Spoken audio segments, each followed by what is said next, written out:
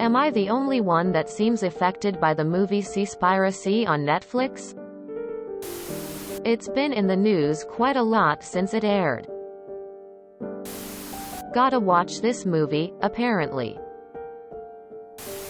So I didn't think I would be all that affected by this documentary. I'm allergic to fish, so it's not really something I ever bought. Closest is cat food containing fish. But honestly, it just made me feel more depressed. We get told to do as much as we can for the environment, no plastic bags, no plastic straws, reusable everything. And I definitely think everyone should put in the effort to do what they can. But now I feel like there's no point. We're in a downward spiral. And not enough people actually care.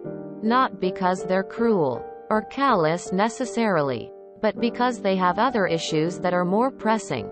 And then there are those in positions who could make a difference, but don't. I haven't seen it yet, but every person I know that have watched it is shocked. You're not alone. Most of the people I know don't even care to watch it. I tried getting my mom to, and she said no because she doesn't want to feel bad about eating fish. Ignorance is bliss. Am I the only one that is confused as to why they didn't just call it conspiracy? Control of the oceans. So many countries would love that honor, and none of them can be trusted with it. I mean, yeah, but even the journalist realizes that it's so hopelessly ingrained in our society. We can make it a little better, but it will always be awful and unsustainable. I just felt numb and powerless after watching it. Maybe I'm just jaded by the everything.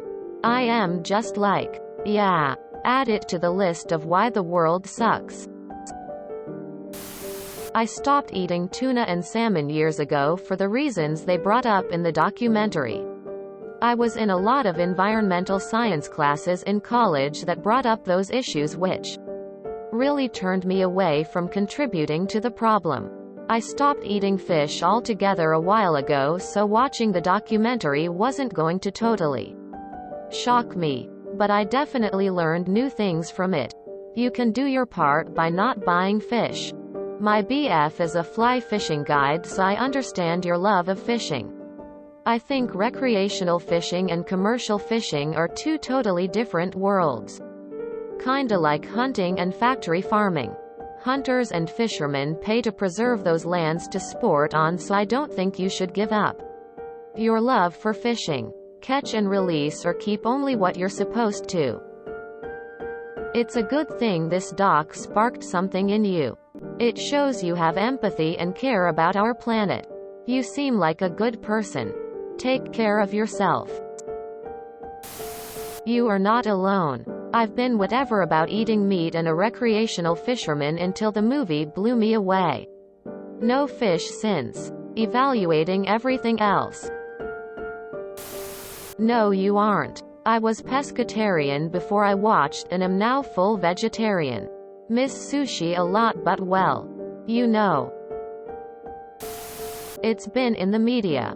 People don't want to discuss it same way they don't want to discuss other animal cognition, factory farming, etc. They're happy to plug their ears and la la la and keep abusing and eating other animals.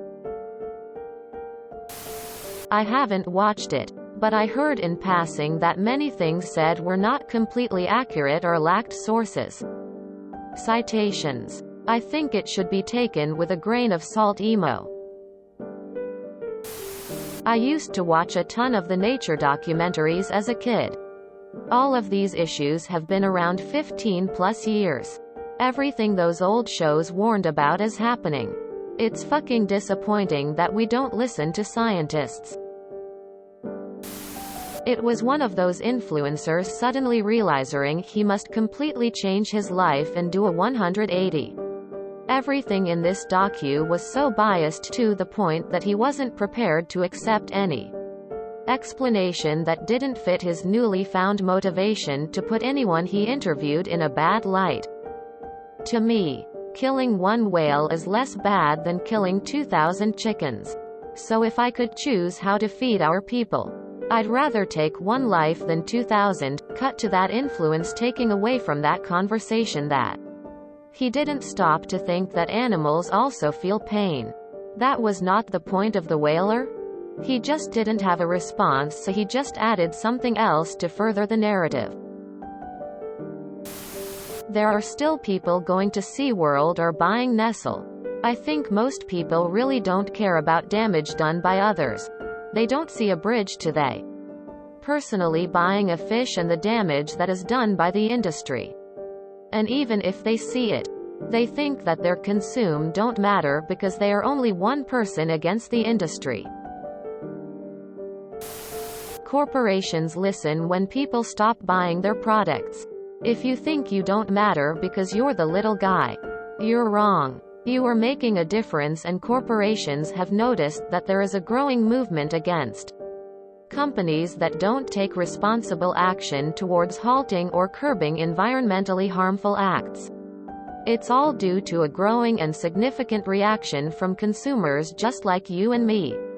Internet also boosters the voices of the little guy, just as all of you guys are doing right now by showing your growing awareness, concern, unhappiness with corporations who don't care about or disregard the environment and sustainability. On sites like this, for example, the other most effective way to make change is to educate yourself and help raise awareness of companies and their products who harm the environment. Don't buy products from companies who do not care about what you think, or do things that ethically, morally wrong. And if you find out about a company who does fucked up shit, tell everyone you know about it and raise awareness. Where do you think the majority of profit comes from in a company? From their customers. Try not to buy their products. Try not to buy their stocks. Try to wean yourself off of using their services, because that is really the best way to get them to change. Only until they change for the better should you give them a cent of your hard-earned, or maybe not, money. Bottom line? Don't ever think your opinion won't change anything. It's pretty much the only thing that makes changes in this world. Almost every great reform in history was started at first by a small group of individuals. So don't be silly. Of course your opinion matters, and yes, it is changing things. Just my 2 cents. So the thing is, seaspiracy is made by the same people who made cowspiracy. Documentaries are not required to be truthful. Both of the documentaries mentioned above make good points, but like all media, it's directed towards an audience and has a purpose. Both of these have the same pattern. Lead you in circles with vague but concerning statistics. Then they very suddenly show very graphic animal death. Frame it as villainous, then slap a "go vegan" at the very end. As we've seen with the news coverage of the current world situation, statistics can be convincingly presented in an untruthful way. Yes. Commercial fishing is bad. Yes. Going vegan would, kinda, help the world situation.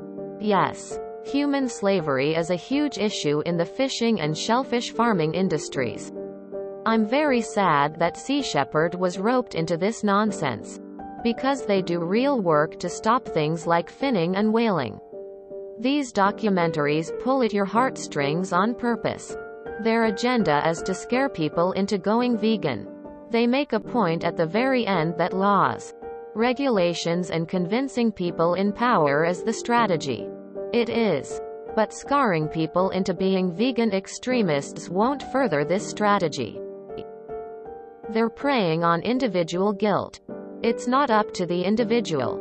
It's up to the CEOs of companies that produce plastic and hire fishermen. We have to change laws and change companies as a whole. It's not sensible for everyone to give up all meat and all fish. People's dietary limitations, disabilities, religions, and location all matter. Native peoples, Aboriginal, Inuit, all rely on very specific resources. Even some people in rural areas, like the people in seaspiracy, rely on animals like whales to feed their families, like the scene in seaspiracy. In rural Denmark, Norway, somewhere northern Europe, the documentary showcases it as barbaric, violent, and horrible. In reality, these men use these whales to feed their families for over a year. It's very important that it's not outlawed for native and rural people to do things like hunt whales. What about the rural people who rely on fishing? Rural Amazon, islands, etc. These people are being forgotten about. It's much more complicated than eat meat, fish, and cut all meat, fish out. Don't feel guilty. It's not the job of the individual.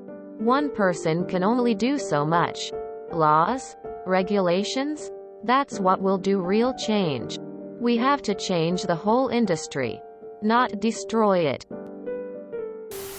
While seaspiracy makes some good points about large-scale fishing industry decimating fish populations, the problem is that they inflate the statistics to cater to them and rely on fear-mongering to make their point. The guy who made that also acts very privileged, entitled, and naive, where his one big solution is that every single person has to go vegan to save the world.